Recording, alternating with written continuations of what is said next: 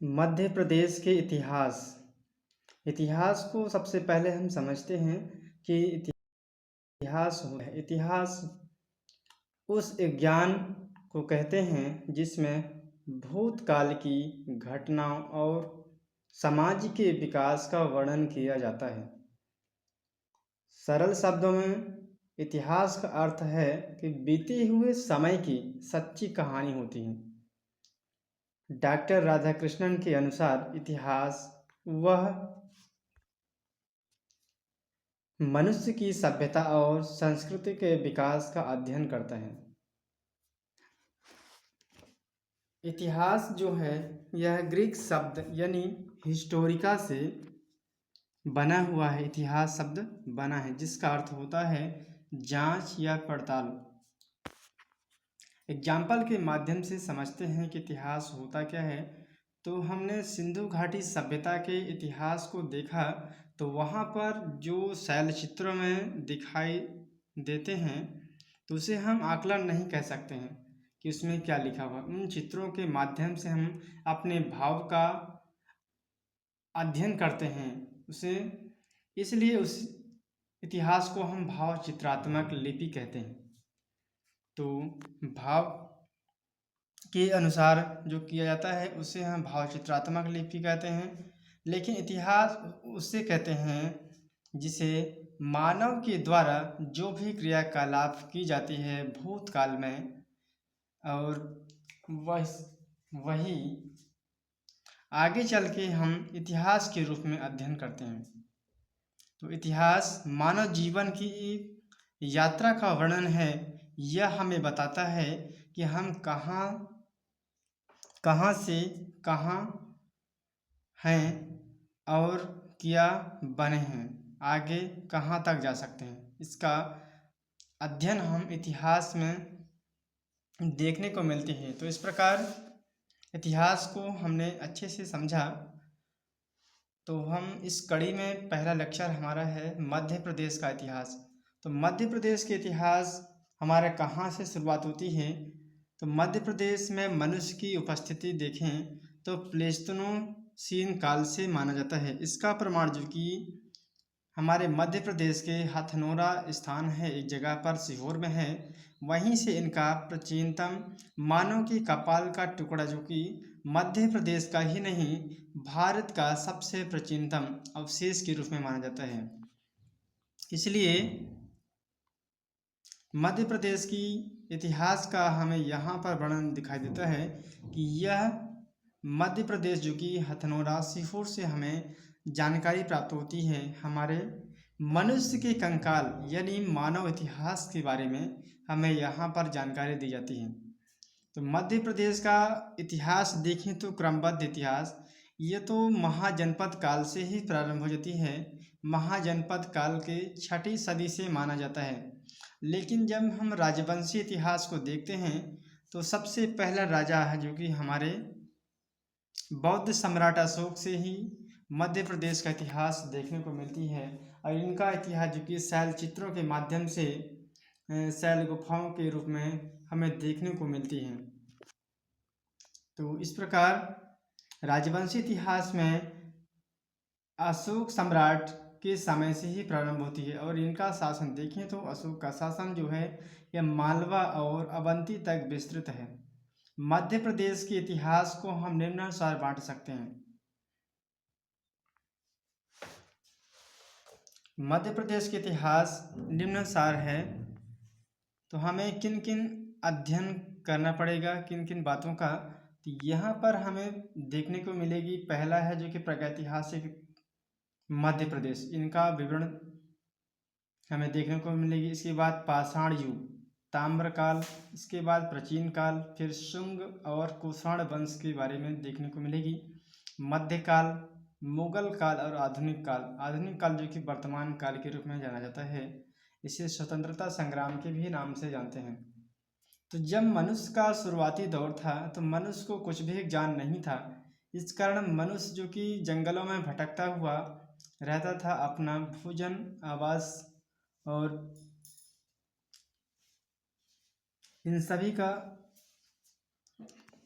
स्थायी बंदोबस्त न करके वह भटकता हुआ अपना जीवन यापन सुचारू रूप से संचालित कर रहा था। तो शुरुआती दौर में हम प्रागैतिहासिक मध्य प्रदेश के बारे में अध्ययन करते हैं। तो इनका विवरण जो कि मध्य प्रदेश में जो कि यह प्रागैतिहासिक काल जो है, इनका लिपि कहीं पर भी हमारे मध्य प्रदेश में देखने को नहीं मिलती है, लेकिन इनका विवरण हमें देखने को मिलता है कि पूरा पाषाण काल जो कि ये 2.5 यानी 2.5 लाख ईसा पूर्व पहले देखने को मिलती है। और जैसा कि हम इतिहास की बात कर रहे हैं, तो इतिहास में हमें शैल चित्रों के माध्यम से देखने को मिलती हैं। उस समय के इतिहास को मनुष्य जो है आज अध्ययन कर रहा है। तो कैसे अध्ययन कर रहा है? उनका चिन्हों के माध्यम से, चित्रों के माध्यम से विवरण को समझकर अपने अनुसार अनुभव कर रहा है। दूसरा है मध्य पाषाण काल। इनका समय जो है, टाइम पीरियड है 10,000 ईसा पूर्व है। इसके बाद नव पाषाण काल आ जाता है जो कि 500 ईसा पूर्व है। इसके बाद आद्यैतिहासिक काल, इसे हम ताम्र पाषाण काल यानी 3500 से लेकर के 4000 ईसा पूर्व तक यानी इनका कार्यकाल है। तो शुरुआती दौर में प्रागैतिहासिक काल जो कि हमारे मध्य प्रदेश में क्यों नहीं है, इसका कारण यह है कि पहले मनुष्य के पास न तो कोई जानकारी का अनुभव था, न उसके विषय में वह कुछ भी उसे जानकारी नहीं था। तो वह कोई लिखित प्रमाण या साक्ष्य प्रमाण नहीं रख पाया था। इस कारण से पहला टाइम पीरियड जो कि इसका अध्ययन नहीं कर पाते हैं। लेकिन हम पूरा पाषाण काल के बारे में हम समझते हैं कि हमारे मध्य प्रदेश में कहाँ पर इनका विवरण देखने को मिलती है। तो मध्य प्रदेश में हम देखेंगे तो मध्य प्रदेश का पूरा पाषाण काल जो कि इनका टाइम पीरियड है 2.5 लाख ईसा पूर्व है। यह नर्मदा घाटी से प्रारंभ होती है।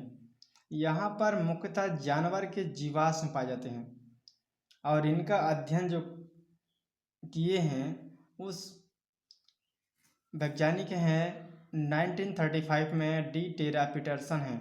इन्हीं के द्वारा इस घाटी का सर्वेक्षण किया गया है और यह क्षेत्र जो कि है होशंगाबाद नरसिंहपुर के बीच जो कि मध्य प्लेस्टोसीन काल के नाम से जाना जाता है।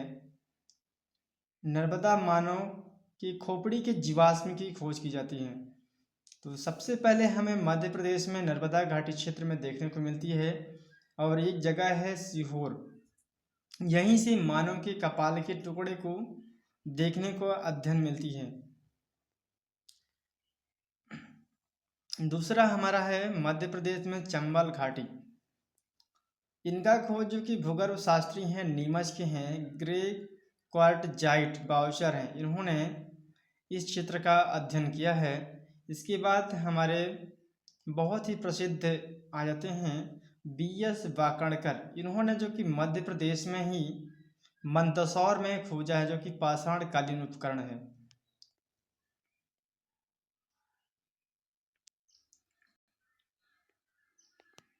शिवना का सर्वेक्षण AP खत्री जो कि मध्य प्रदेश के मंदसौर में है, नाहरगढ़ जो कि यह एरिया है और यहीं पर क्रमशः हैं राम घाट एक है, शमशान घाट नामक 2 महत्वपूर्ण क्षेत्रों की खोज इन्होंने की है शिवना का सर्वेक्षण के दौरान। AP खत्री हैं। इसके बाद हम देखने वाले हैं बेतवा घाटी। बेतवा घाटी इनका सर्वेक्षण सिंह और खत्री इन्होंने सर्वेक्षण किया है। इसके बाद सोनार घाटी है। RB जोशी ने सोनार, कोपरा और ब्यारमा की खोज की है। सोनार की बात करें तो यहाँ पर 4 महत्वपूर्ण स्थल हैं। एक तो घाघरा है, हरट है, नरसिंहगढ़ और मरियादो है। इनका अध्ययन RB जोशी ने किया है। इसके बाद सोन घाटी आती है। सोन घाटी इनका खोज जो कि GR शर्मा डेसमंड क्लार्क ने किया है। इसका उत्खनन सीधी के बघोर यानी गागरिया, नगझर, खुर्द, पटपरा और सोहावल, इन क्षेत्रों पर इनका अध्ययन किया गया है, इनका खनन किया गया है। अन्य निम्न पूरा पाषाण कालीन स्थल जो कि हमारे मध्य प्रदेश में हैं, उनका एक बार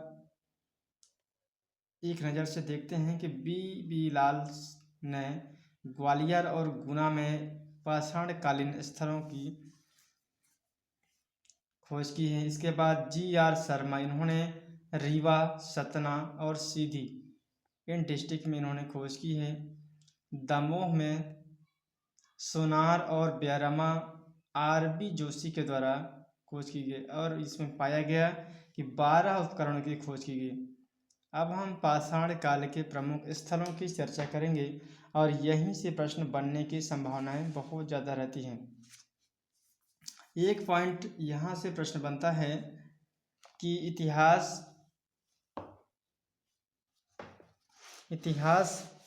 किस शब्द से मिलकर बना है, तो इतिहास जो कि ग्रीक शब्द के हिस्टोरिया शब्द से बना हुआ है और इसका अर्थ क्या होता है कि जांच पड़ताल यानी खोजबीन करना ही इतिहास कहलाता है। तो पाषाण काल के प्रमुख स्थल में जैसे मान लीजिए नर्मदा घाटी, चंबल घाटी, बेतवा घाटी, सोनार घाटी, भीमबेटका की गुफा है। नवपाषाण काल में मानव ने कृषि करना सीखा। ये बहुत ही इम्पोर्टेंट प्रश्न यहाँ पर बनता है कि मनुष्य जो है शुरुआती दौर में कृषि करना का प्रारंभ किया है। तो यहाँ पर नवपाषाण काल में मानव जो है कृषि करना ही सीख लिया था और इसी के साथ साथ मनुष्य जो है, मानव जो है पशु पक्षी तथा मछली के भोजन में प्रयोग किया है। शुरुआती दौर में हम देखें तो इतिहास काल में मनुष्य को न तो कोई अग्नि का आविष्कार हुआ था और न ही उसे पशुओं के मांस को भूनकर खाते थे। वो जैसे पाते हैं वैसे उसी प्रकार मारकर खाते हैं। और क्या होता है कि शुरुआती दौर में मनुष्य एक बार शिकार के दौरान पत्थरों पर अपना हथियार बना करके शिकार कर रहे थे और उसी दौरान जब पत्थरों से टक्कर होती है तो चिंगारियाँ के रूप में निकलती हैं और उसमें जब आग लग जाती है तो देखते हैं कि आग से उन्हें बहुत सारी सुरक्षा प्रदान होती है। आग जलाने के लिए, खाने के लिए जो भी मांस होते हैं उसे भून कर खाने लगे। इस प्रकार वहीं से आग का आविष्कार होता है। तो मानव जो है पशु पक्षी और मछली को भोजन के रूप में प्रयोग करते हैं। चंबल घाटी में देखें तो नवपाषाण काल युग जो कि मध्य प्रदेश में लगभग जो कि 7000 ईसा पूर्व से प्रारंभ हुआ है और इन्हें हम प्रमुख उपकरण यहाँ से प्राप्त हुआ है। सेल्ट है, कुल्हाड़ी, बसुला, रजक, घन। ये सभी इतिहास की शुरुआती दौर की कहानियों को हम अध्ययन करते हैं, इसलिए इन एग्जाम्पल को समझते हुए चलेंगे जिससे हमें रटने की आवश्यकता बिल्कुल नहीं पड़ेगी। अच्छे से समझेंगे तो हम इतिहास की अच्छे से समझ विकसित कर लेंगे। मनुष्य ने इसी काल में ही कृषि, पशुपालन, गृह निर्माण और अग्नि जैसे क्रांतिकारी कार्यों को अपनाया है। जैसा कि हमने बताया कि शुरुआती दौर में मानव को कुछ भी ज्ञान नहीं था, न तो उसे आग का आविष्कार है और न ही वह कृषि का आविष्कार प्राप्त था और न ही गृह निर्माण। तो नवपाषाण काल में ही कृषि, पशुपालन, गृह निर्माण, अग्नि जैसे क्रांतिकारी कार्यों का प्रमाण यहाँ पर देखने को मिलती है। तो इस प्रकार यहाँ से एक पॉइंट पर प्रश्न बनता है कि मनुष्य ने कृषि, पशुपालन, अग्नि जैसे क्रांतिकारी कार्यों को कब आविष्कार किया है, कब उन्हें जानकारी प्राप्त हुई है। तो हमें बताना है कि नवपाषाण काल में ही आदिमानव जो है इन सभी का अध्ययन कर चुका था। अब हम आजमगढ़ जो कि ये पाषाण कालीन स्थल है, यहाँ से हमें कुछ महत्वपूर्ण स्थल देखने को मिलती है कि आजमगढ़ जो कि मध्य पाषाण कालीन स्थल है, यह आजमगढ़ जो कि होशंगाबाद डिस्ट्रिक्ट में है। होशंगाबाद को अब वर्तमान में हम नर्मदापुरम डिस्ट्रिक्ट के नाम से जानते हैं। इन्हीं के निकट जो कि एक नर्मदा तट पर स्थित है और यहाँ पर गुफा शैलचित्र यहीं की विशेषता है। इसके बाद भीमबेटका जो कि मध्य प्रदेश के रायसेन डिस्ट्रिक्ट में है। ये बहुत ही प्रसिद्ध और फेमस एरिया है और यहाँ से हमें आदि मानव द्वारा बनाए गए शैलचित्रों और शैलाश्रयों के लिए प्रसिद्ध स्थान है।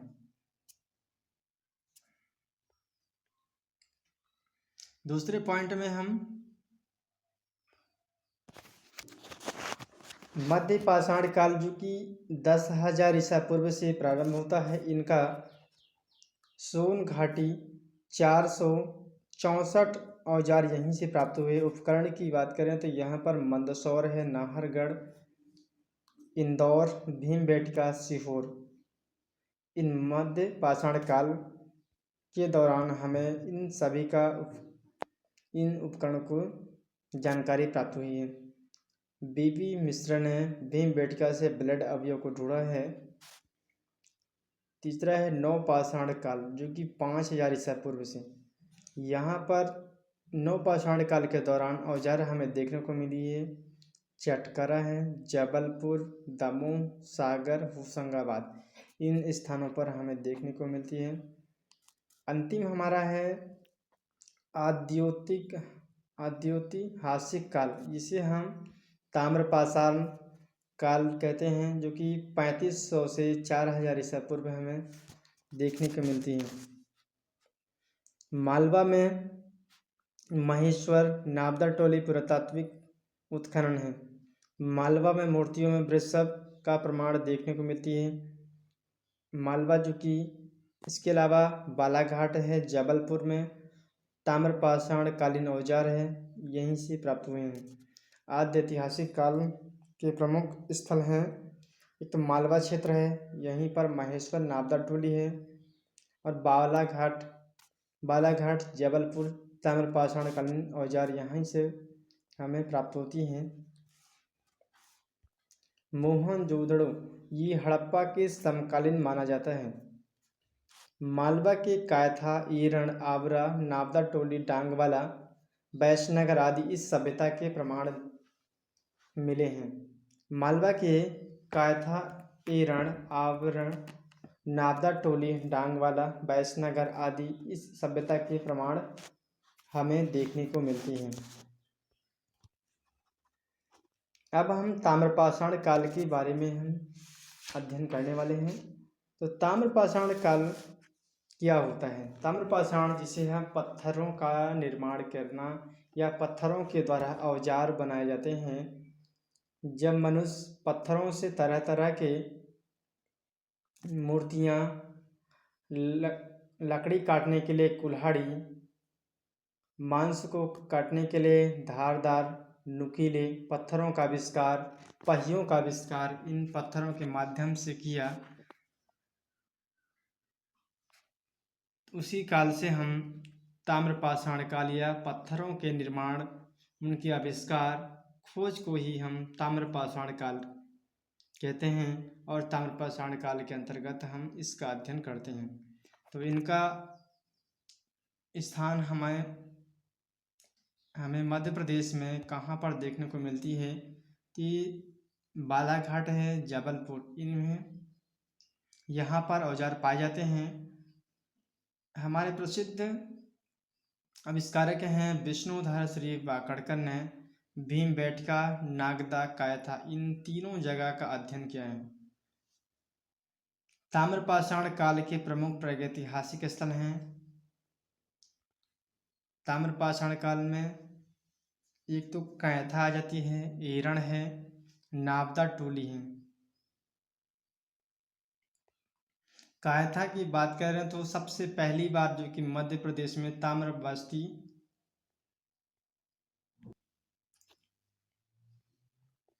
कायथा पहली ताम्रपाषाण बस्ती है। इनका विवरण हमें 1380 ईसा पूर्व में से माना जाता है और यह प्रसिद्ध है, बारामिहिर की जन्म भूमि के रूप में जाना जाता है। इसके बाद एरण है, सागर में है, प्राचीन नाम इसका एरिकण है। ताम्र बस्ती जो कि 2000 ईसा पूर्व से लेकर के 700 ईसा पूर्व है। तांबे की कुल्हाड़ी, सोने के गोल टुकड़े और मृदभांड यहाँ पर पाए जाते हैं और यहीं पर सबसे साक्ष्य प्रमाण के रूप में सती प्रथा का अभिलेख देखने को मिलती हैं। फिर तीसरा ताम्रपाषाणकालीन स्थल है नावदा टोली जो कि माहेश्वर यानी नर्मदा तट पर ताम्रपाषाण है 1637 ईसा पूर्व में।